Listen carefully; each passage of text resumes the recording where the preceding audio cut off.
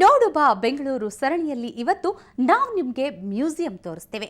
ಅದು ಅಂತಿಂತ ಮ್ಯೂಸಿಯಂ ಅಂತೀರಾ? ಇದನ್ನ ನೋಡೋದಕ್ಕೆ ವರ್ಷಕ್ಕೆ ಬರೋಬ್ಬರಿ 10 ಲಕ್ಷ ಪ್ರವಾಸಿಗರು ಬರ್ತಾರೆ.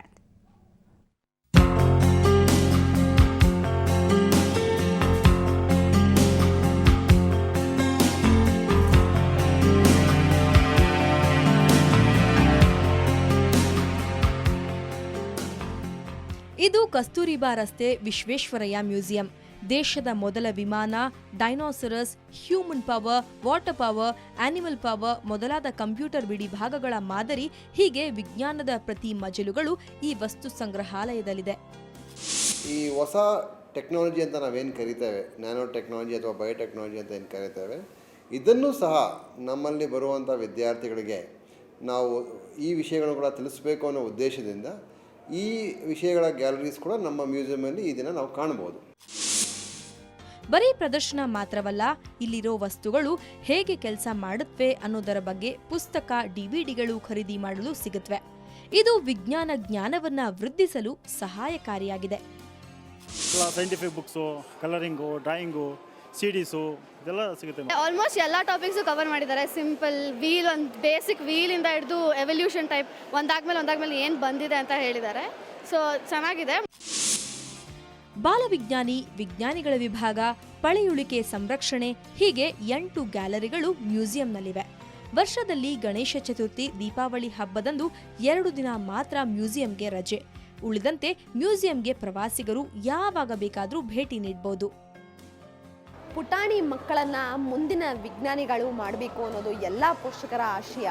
ಇಂತಹ ಆಶಯ ಹೊಂದಿರೋರು ಖಂಡಿತವಾಗಲೂ ಬೆಂಗಳೂರಿನ ವಿಶ್ವೇಶ್ವರಯ್ಯ ಮ್ಯೂಸಿಯಂಗೆ ಭೇಟಿ ನೀಡೋದ್ರಲ್ಲಿ ಯಾವುದೇ ತಪ್ಪಿಲ್ಲ. ಬೆಂಗಳೂರಿನಿಂದ ಕ್ಯಾಮರಾ ಪರ್ಸನ್ ಸತೀಶ್ ಜೊತೆ ನಂದಿನಿ, ಸುವರ್ಣ ನ್ಯೂಸ್. ಐತಿಹಾಸಿಕ ಹಂಪಿ ಹಾಳು ಕೊಂಪೆಯಾಗ್ತಿದೆ. ಕಲ್ಲಿನ ಶಿಲ್ಪಕಲೆಗಳು ನಶಿಸಿ ಹೋಗ್ತಿವೆ. ಇದು ಕಲಾರಸಿಕರ ಕೊರಗೆಗೆ ಕಾರಣವಾಗಿದೆ. ಆದರೆ ಇನ್ಮುಂದೆ ಕಲಾರಸಿಕರು ಕೊರಗಬೇಕಿಲ್ಲ. ಯಾಕೆಂದ್ರೆ ಉದ್ಯಾನ ನಗರಿಯಲ್ಲೊಂದು ಹಂಪಿ ರಥ ರೆಡಿ ಆಗ್ತಿದೆ. ಕೇಳಿಸದೆ ಕಲ್ಲು ಕಲ್ಲಿನಲಿ ಕನ್ನಡ ನುಡಿ, ಕನ್ನಡ ನುಡಿ ಕಾಣಿಸದೆ ಹೊನ್ನ ಚರಿತೆಯಲಿ ಹಂಪೆಯ ಗುಡಿ, ಹಂಪೆಯ ಗುಡಿ. ಕಣ್ಮನ ಸೆಳೆಯುವ ಕಲ್ಲಿನ ರಥ, ಹಂಪಿಯ ನೆನಪನ್ನ ತರಿಸುವ ಸುಂದರ ಕಲಾಕೌಶಲ್ಯ. ಅಂದಹಾಗೆ ಈ ಕಲ್ಲಿನ ರಥವಿರೋದು ಕುರುಬರಹಳ್ಳಿ ಸರ್ಕಲ್ನಲ್ಲಿ. ಹಂಪಿ ಕಲ್ಲಿನ ರಥವನ್ನೇ ಹೋಲುವ ಈ ರಥದ ತೂಕ 1 ಟನ್. ಸ್ಥಳೀಯ ಕಾರ್ಪೊರೇಟರ್ಗಳೇ ಇದರ ರೂವಾರಿಗಳು. ವಿನೂತವಾದಂಥ ರೀತಿಯಲ್ಲಿ ಇದನ್ನು ಕಾನ್ಸೆಪ್ಟ್ ಕ್ರಿಯೇಟ್ ಮಾಡೋಣ ಅಂಥೇಳಿ ಹಂಪಿ ರಥ ಅಂತ ಸೆಲೆಕ್ಟ್ ಮಾಡಿಕೊಂಡು, ಆಮೇಲೆ ಮಯೂರ ವರ್ಮ ಪ್ರಥಮ ರಾಜ, ಕನ್ನಡದ ರಾಜ, ಆ ಪ್ರಥಮ ರಾಜನ ಈ ಒಂದು ರಥದ ಮೇಲೆ ಕುಂಡ್ರಿಸಿದ್ರೆ ಅದಕ್ಕೊಂದು ಒಳ್ಳೆ ಅರ್ಥ ಬರ್ತದೆ ಅನ್ನುವಂಥ ಉದ್ದೇಶದಲ್ಲಿ ಅದನ್ನು ಸೆಲೆಕ್ಟ್ ಮಾಡ್ಕೊಂಡು. ಇಷ್ಟೇ ಅಲ್ಲ, ಇದರ ಜೊತೆಗೆ ಮಯೂರ ವರ್ಮಾವತಾರದಲ್ಲಿ ಡಾಕ್ಟರ್ ರಾಜ್ಕುಮಾರ್ ಅವರ ಕಂಚಿನ ಪ್ರತಿಮೆ ಇದೆ. ಕಲಾವಿದನ ಕೈಚಳಕಕ್ಕೆ ಜನ ಮಾರು ಹೋಗಿದ್ದಾರೆ. ಈ ಕೆಲಸ ಇಡೀ ಕರ್ನಾಟಕದಲ್ಲಿ, ಇಡೀ ದೇಶದೊಳಗೇನೆ ಎಲ್ಲೂ ಇಲ್ಲ, ಹಂಪೆ ಒಂದು ಬಿಟ್ಟರೆ ಇಲ್ಲೇ ಆಗ್ತಾ ಇರೋದು. ಇದು ಶ್ರೇಯಸ್ಸಾಗಿ ಬೆಳೀಲಿ. ಇದು ಕನ್ನಡದ ಒಂದು ಹೆಮ್ಮೆ.